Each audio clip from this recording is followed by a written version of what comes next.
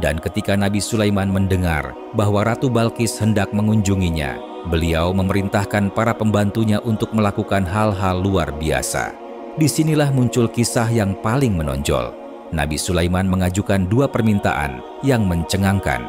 Pertama, Nabi Sulaiman meminta agar istana Ratu Balqis dipindahkan ke hadapannya sebelum Ratu Balqis tiba. Salah satu pembantunya yang memiliki pengetahuan besar tentang alam semesta menjawab tantangan tersebut. Seorang yang memiliki ilmu dari kitab Allah, yaitu Ifrit. Ifrit ini adalah Azazil, raja dari semua raja jin. Ia menawarkan diri untuk memindahkan istana tersebut dalam waktu sekejap sebelum Nabi Sulaiman berdiri. Tetapi ada seseorang yang lebih cepat, yaitu seorang alim soleh yang memiliki pengetahuan tinggi tentang Alkitab yang diturunkan kepada Nabi Sulaiman. Orang tersebut dapat membawa istana itu hanya dalam sekejap mata, sebelum mata Sulaiman berkedip. See, the rules of the quantum realm aren't like they are up here. Everything is unpredictable.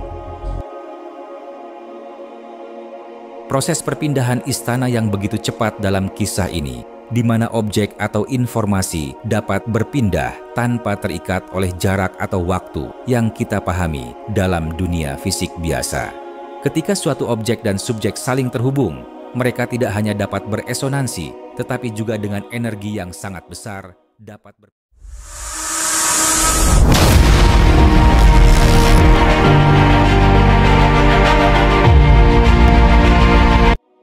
Di jantung Arabia Selatan yang subur, terhampar kerajaan Saba, sebuah negeri yang diberkahi dengan tanah yang subur, sumber air melimpah, dan kekayaan alam yang tak terhingga. Sungai-sungai mengalir sejuk dari bendungan besar, membawa air kehidupan ke seluruh penjuru negeri, menghidupi sawah-sawah yang menghijau dan kebun-kebun yang bersemi. Negeri ini diapit oleh dua gunung yang subur dan dua kebun yang luas. Negeri Saba adalah negeri yang dibebaskan dari gangguan hewan, ular, kalajengking, serangga, nyamuk, dan lalat, serta kutu-kutu. Abdurrahman bin Zaid rahimahullah dalam kitab Tafsir Al-Thabari, karya Muhammad Ibnu Jarir, kebersihan dan kemakmuran negeri itu sangat baik, sehingga tidak ada seekor lalat pun atau nyamuk yang terlihat di sana. Dalam Al-Quran, Allah Subhanahu wa Ta'ala mengabarkan kemakmuran negeri tersebut dalam surah Saba ayat 15, yang artinya, sungguh pada kaum Saba benar-benar ada suatu tanda kebesaran dan kekuasaan Allah di tempat kediaman mereka, yaitu dua bidang kebun di sebelah kanan dan kiri. Kami berpesan kepada mereka, makanlah rezeki yang dianugerahkan Tuhanmu dan bersyukurlah kepadanya. Negerimu adalah negeri yang baik, nyaman, sedangkan Tuhanmu, Tuhan yang Maha Pengampun. Kemakmuran negeri Saba tersebut juga tercermin dalam keindahan dan kemegahan ibu kotanya, kota Ma'rib. Di pusat kota ini berdiri megah istana Ratu Balqis, sebuah mahakarya arsitektur yang memancarkan keagungan dan kekuasaan. Di kerajaan Nabi Sulaiman alaihissalam, kehidupan berjalan dengan tenang dan damai. Nabi Sulaiman, seorang nabi yang dianugerahi Allah Subhanahu wa Ta'ala dengan mukjizat dan kekuasaan yang luar biasa, memimpin kerajaannya dengan bijaksana dan adil. Beliau memiliki kemampuan untuk berbicara dengan binatang, mengendalikan jin, dan memahami bahasa alam. Serta Nabi Sulaiman dapat menundukkan angin, sehingga ia dan pasukannya dapat menggunakan angin sebagai sarana kendaraannya untuk bergerak dengan cepat dan praktis.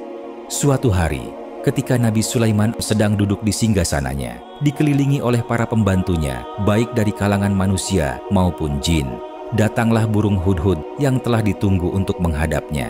Burung hudhud yang dikenal sebagai pengintai yang handal membawa kabar penting dari negeri yang jauh.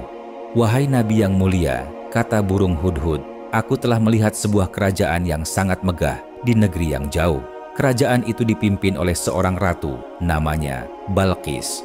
Nabi Sulaiman alaihissalam yang tertarik dengan kabar tersebut ingin mengetahui lebih lanjut tentang kerajaan tersebut. Beliau memperhatikan laporan dari burung hudhud tentang keadaan negeri Saba, tentang kekayaan dan kemakmurannya, serta tentang agama yang dianut oleh penduduknya. Burung hudhud menjelaskan bahwa negeri Saba adalah negeri yang sangat subur dan makmur, dengan tanah yang subur, sumber air yang melimpah, dan kekayaan alam yang tak terhingga.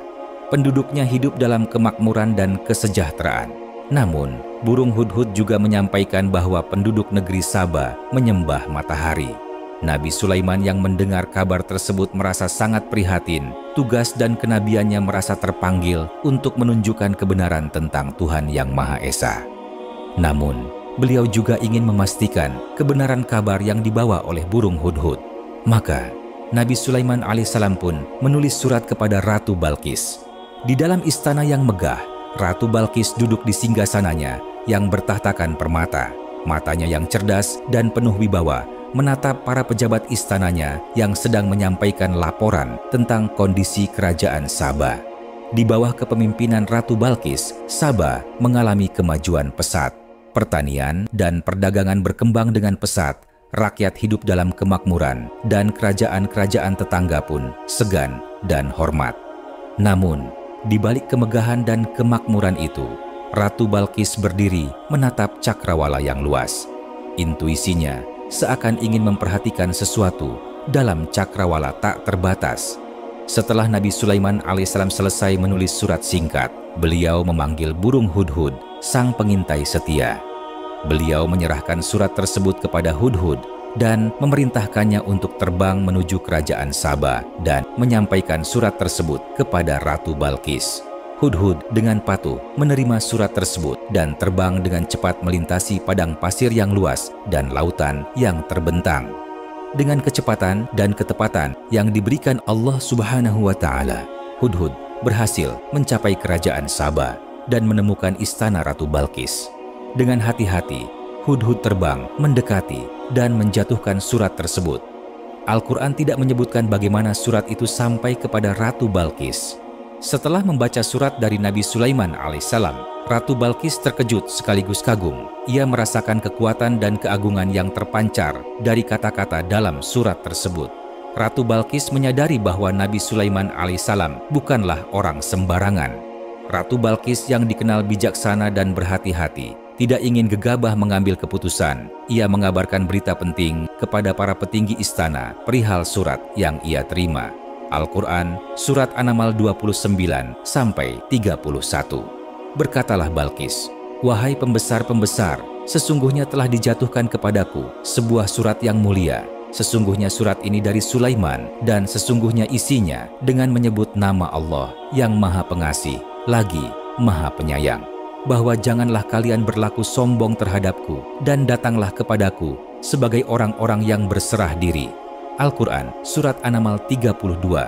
Berkatalah Balqis, "Wahai para pembesar, berilah aku pertimbangan dalam urusanku ini. Aku tidak pernah memutuskan suatu perkara sebelum kamu berada dalam majelisku." Para penasihat kerajaan memberikan berbagai pendapat. Setelah mendengarkan pendapat dari para penasihatnya, dengan penuh pertimbangan yang cermat, Ratu Balqis memutuskan untuk menguji kebenaran kabar tersebut. Ia pun memanggil salah seorang penasihatnya yang paling cerdas, seorang yang bernama Tamim, untuk memberikan hadiah berharga. "Wahai Tamim, titah Ratu Balqis, aku ingin kau pergi ke negeri Sulaiman. Bawakanlah hadiah untuknya. Dengan ini, kita akan mengetahui tujuan sebenarnya dari Sulaiman." Tamim, yang merupakan seorang diplomat ulung, segera mempersiapkan diri. Ia memilihkan hadiah-hadiah terbaik dari kerajaan Saba, berupa kain-kain sutra, perhiasan emas, dan wewangian langka. Setelah semuanya siap, ia pun berangkat menuju kerajaan Nabi Sulaiman. Sesampainya Tamim di kerajaan Nabi Sulaiman, dari kejauhan, istana itu sudah tampak megah, jauh melebihi apa yang pernah ia bayangkan. Tidak pernah terpikirkan olehnya ada istana sebesar dan seindah ini di luar Saba. Tamim terdiam, hatinya dipenuhi rasa kagum dan penasaran. Semakin dekat, Tamim semakin terkejut. Pasukan Nabi Sulaiman tampak gagah, dan yang paling membuatnya takjub, pasukan Nabi Sulaiman mampu terbang. Binatang-binatang buas seperti harimau tampak tidak bersinggungan, seolah-olah seluruh dunia berkumpul di tempat ini. Semua tampak lengkap dan menakjubkan. Dibandingkan dengan ini, kemegahan Saba terasa kecil. Nabi Sulaiman menerima kedatangan Tamim utusan Ratu Balqis dengan sangat baik. Beliau menyambutnya dengan senyum ramah dan mempersilakan masuk. Tamim kemudian dijamu dengan hidangan yang luar biasa. Makanan-makanan langka yang belum pernah ia lihat sebelumnya. bahkan tidak bisa ia tebak dari mana asalnya. Setelah jamuan selesai, Nabi Sulaiman berkata kepada Tamim dari hadiah yang dibawanya, "Apakah patut kamu menolong aku dengan harta? Maka apa yang diberikan Allah kepadaku lebih baik dari apa yang diberikannya kepadamu. Tetapi kamu merasa bangga dengan hadiahmu." Nabi Sulaiman seakan tahu maksud dari utusan dari Ratu Balkis. "Kembalilah kepada mereka. Sungguh, kami akan mendatangi mereka dengan bala tentara yang mereka tidak kuasa melawannya." Sekembalinya utusan Ratu Balkis ke negeri Saba, ia menceritakan semua yang dialaminya dan disaksikannya tentang kebesaran dan kekuasaan Nabi Sulaiman alaihi salam. Berita itu mengguncang Saba, dan Ratu Balkis serta para penasihatnya menyadari bahwa mereka harus segera mengambil keputusan yang benar. Pada hari yang telah ditentukan, Ratu Balkis dan rombongannya berangkat menuju kerajaan Nabi Sulaiman alaihi salam. Rombongan ini terdiri dari para pembesar kerajaan, pengawal, dan dayang-dayang istana. Nabi Sulaiman alaihissalam yang mengetahui Ratu Balkis hendak mengunjunginya, ingin menyambutnya dengan cara yang istimewa. Beliau tidak hanya ingin menyambutnya, tetapi juga ingin menguji kebijaksanaan dan keimanan Ratu Balkis. Maka Nabi Sulaiman alaihissalam mempunyai ide yang bersejarah untuk mengejutkan Ratu Balkis. Disinilah muncul kisah yang paling menonjol. Beliau meminta dua hal yang melampaui imajinasi, bahkan untuk imajinasi terliar sekalipun.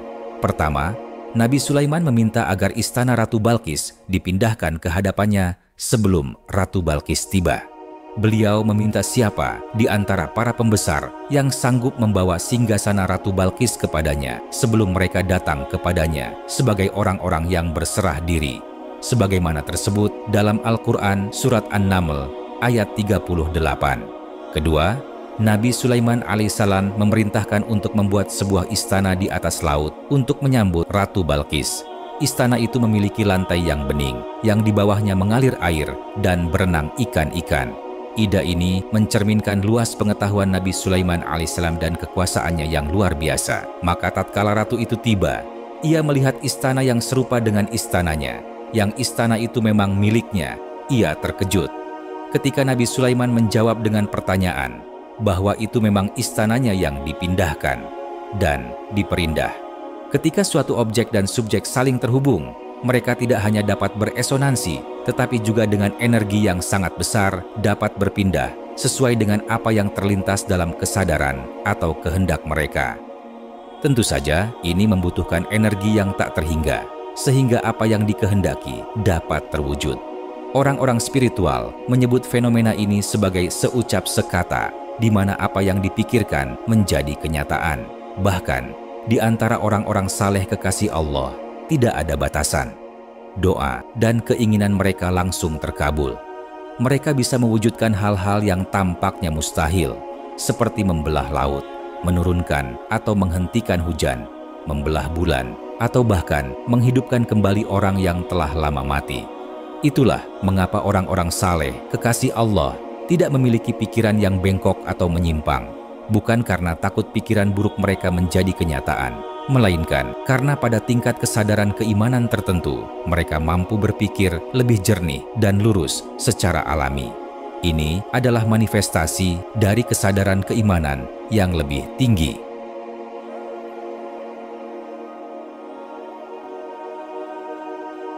Para ilmuwan belum menemukan cara pembuktian secara ilmiah tentang teleportasi. Namun, ada kisah nyata dari kesaksian seorang pemuda. Kesaksian itu diabadikan menjadi sebuah buku, tepatnya menjadi bagian penting dari sebuah karya dalam buku yang berjudul Sepak Terjang Dajjal yang Membentang. Buku ini sulit ditemukan, yang ditulis oleh penulis spiritualis bernama Muhammad Isa Daud. Dalam bukunya, pemuda itu menceritakan bahwa ia melihat cahaya terang di atasnya, dan tidak lama tiba-tiba ia berada di dalam sebuah pesawat yang tidak biasa. Pesawat itu tidak memiliki pergerakan seperti kendaraan pada umumnya. Ketika ia melihat dari jendela kaca, ia baru menyadari bahwa sebenarnya pesawat itu sudah berada jauh di atas bumi. Kecepatan pesawat itu tidak biasa, melebihi kecepatan pesawat manapun yang ia tahu. Dalam sekejap, pesawat itu sudah ada di atas jauh dari permukaan bumi. Pemuda itu juga melihat penghuni pesawatnya dengan bola mata berwarna biru, dan di bagian atas kepala terdapat seperti helm dengan 2 antena. Ia juga terkejut melihat benda logam miliknya terbang dan menempel di dinding pesawat. Pesawat itu seperti anti logam. Buku Sepak Terjang Dajjal ini juga menulis kesaksian lain dari seorang awak pesawat perempuan cantik bermata biru yang jatuh dan berhasil melarikan diri dengan membawa sebuah buku catatan penting dari pesawat. Perempuan ini ingin mengirimkan data, namun mungkin sudah takdir catatan itu harus diketahui pihak lain. Buku catatan itu mengungkapkan bahwa pesawat itu tidak menggunakan bahan bakar seperti yang digunakan kendaraan biasanya. Pesawat itu menggunakan elektromagnetik bumi, energi bumi yang memungkinkan ia bergerak kemanapun selama ada energi magnetik bumi. Meski para ilmuwan belum menemukan cara menjelaskan cara kerja teleportasi secara ilmiah, kisah nyata ini mirip dengan teleportasi. Kita tidak tahu apakah ia hanya tidak sadar atau itu diteleportasi. Kita tidak tahu apakah pengetahuan ini belum terungkap atau justru disembunyikan. Apapun itu, nyata adanya. Bahkan dengan objek yang sangat besar dan rumit, seperti pindahnya istana Ratu Balkis yang secepat kilat, nyata adanya.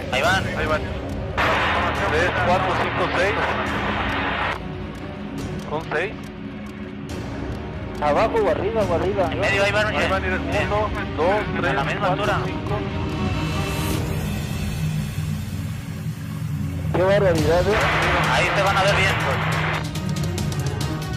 Skeptics have dismissed this as oil platform burn-off flares, but the Mexican military stated that the elevation of the lights were clocked at a higher altitude than theirs. Also, the Mexican Air Force stated they were chasing something, and it disappeared right as the lights appeared. This is a very significant event, mainly because it's the first time a government encounter has come forth publicly. These videos are truly remarkable, and should be taken very seriously. Hopefully more governments will release videos like this for full disclosure.